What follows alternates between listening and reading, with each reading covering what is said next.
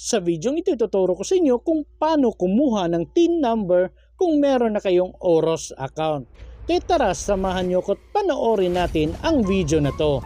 Pero bago yan, sa mga hindi pa nakasubscribe sa akin, kayo na ang bahala. So ngayon, diretso na po tayo dito sa homepage ng ating Oros account. By the way guys, sa mga nagtatanong paano daw mag-register dito sa Oros, may video na po akong ginawa kung paano mag-register. Lalagay ko na lang po yung link sa description box para hindi na kayo mahirapang maghanap. So kung may Oros account kayo at nakapag-login na kayo, ganito na po yung makikita ninyo. So para makakuha ng TIN number, kailangan nating i-click itong New Registration. At pagkatapos may pagpipilian tayo dito kung as a non-individual or as an individual. So dito ang pinili ko is as an individual. So ito po yon. At pagkatapos dito sa baba, may makikita po tayong documentary requirements sa pagkuha ng TIN number. So ang nakalagay dito, any government issued ID of the taxpayer. So kahit anong ID, basta government issued ID yan, pwede po yan. At dapat daw mag-take kayo ng selfie na hawak mo yung government issued ID na gagamitin ninyo. Pwede nyo pong ilagay sa may dibdib ninyo yung ID para sa pag-take ng selfie. Make sure lang na klaro at nababasa yung details sa ID sa pag-take nyo ng selfie at dapat nakikita yung buong mukha ninyo.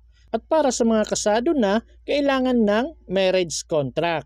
Tapos para sa mga representative, kailangan ng special power of attorney. Tapos dapat merong government issued ID na ipapakita yung authorized representative. At kung okay na at ready na lahat yung mga requirements, pwede nyo na pong i-click itong Fill Up Registration Form 1904. So ito pong may square.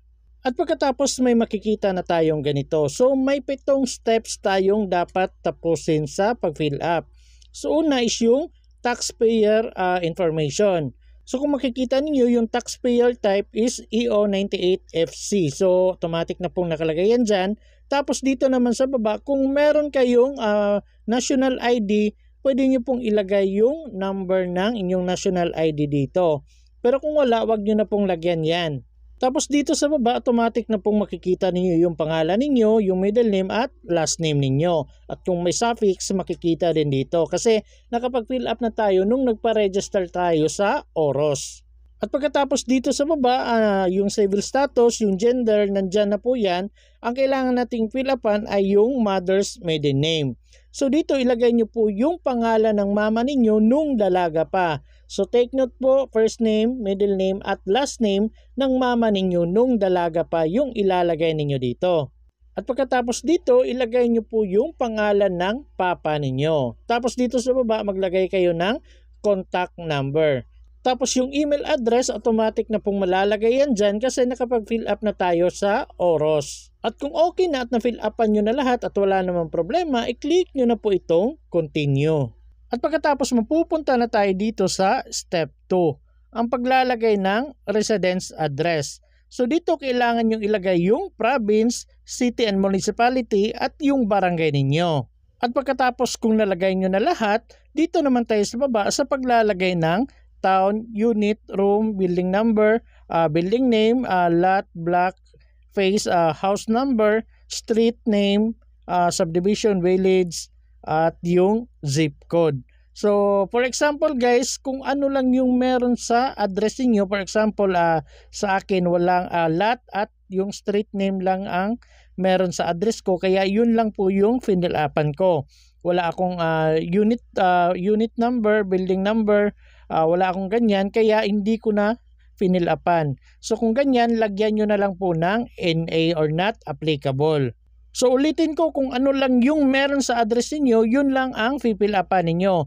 At yung iba na hindi kasali, lagyan nyo na lang po ng NA. At pagkatapos ito namang zip code, automatic na pong malalagay yan dyan kapag nakapag-fill up na kayo ng barangay, province at city and municipality. At kung okay naman lahat at wala namang problema, i-click nyo na po itong continue. At pagkatapos mapupunta na tayo dito sa step 3. So dito wala na tayong kailangang fill upan, so i-click na lang po natin itong continue. At pagkatapos mapupunta tayo dito sa step 4. So dito kung meron kayong authorized representative, i-click nyo ang yes. Pero kung kayo mismo yung kumuha, i-click nyo ang no Tapos i-click nyo na po itong continue. At dito naman sa step 5, so dito kung mayroon kayong kailangan fill upan, so fill upan nyo na lang po lahat. So kagaya sa akin, single naman, so wala nang kailangan fill upan, diretso na po ako. So click ko na lang ang continue. At pagkatapos mapupunta na tayo dito sa step 6, ang pag-submit ng picture ng any government issued ID na gagamitin ninyo. At dito naman sa baba, kailangan ninyo mag-submit ng selfie photo ninyo na kasama yung government issued ID na gagamitin ninyo. So for example, national ID yung gagamitin ninyo. So mag-selfie kayo na hawak ninyo yung national ID ninyo. So para sa picture ng ID na isasubmit ninyo, i-click nyo po itong upload file. So dito po. At dapat sa selfie photo, i-click nyo itong upload file. So dito nyo i-upload yung file ng selfie, tapos dito i-upload ninyo yung picture ng ID na gagamitin ninyo. At take note daw, dapat naka JPEG, PNG, or PDF yung file na isasubmit ninyo. At tapos yung maximum na limit ng size ng picture ay 25 MB. So malaki na po yan, kadalasan nga 3 MB lang yung maximum. Dito 25 MB. At kung naka-upload na kayo ng picture, may makikita kayong ganito na file successfully uploaded. So kung ganito, i-click nyo na lang po itong OK. Tapos may makikita na kayong ganito, pangalan ng picture dito. At kung okay na at wala namang problema, na-submit nyo na lahat, i-click nyo na po itong continue. At pagkatapos mapupunta na tayo dito sa summary. So dito kailangan yung i-review lahat yung mga details na nilagay ninyo. Dapat tama po lahat. Kung may mali, pwede nyo pong balikan yan at i-edit ninyo. Pero kung okay naman lahat at wala naman problema, pwede na kayong pumunta dito sa baba. At pagkatapos hanapin at i-click nyo na lang po itong box katabi ng I declare para ma-checkan. At kung may check na, dito naman tayo sa baba, i-click natin ulit itong box katabi ng I declare that the taxpayer para ma-checkan. At kung okay na at wala namang problema, i-click nyo na po itong submit application. At pagkatapos may makikita tayong ganito na nasubmit na daw yung application natin for review and approval na lang daw. Tapos may marireceive daw tayong email sa registered email address natin containing sa mga personal information natin. And then after 3 working days daw, lalabas na po yung result kung approve na yung application natin. So dito i-click lang natin itong proceed. At pagkatapos wala pang mga isang oras, meron akong na-receive na email na kagaya nito. Your application has been submitted. Tapos nandito yung taxpayer information at yung residence address natin. So double check lang natin lahat ulit kung meron bang mali or wala na. Kung okay naman lahat, mag-antay na lang tayo ng 3 working days.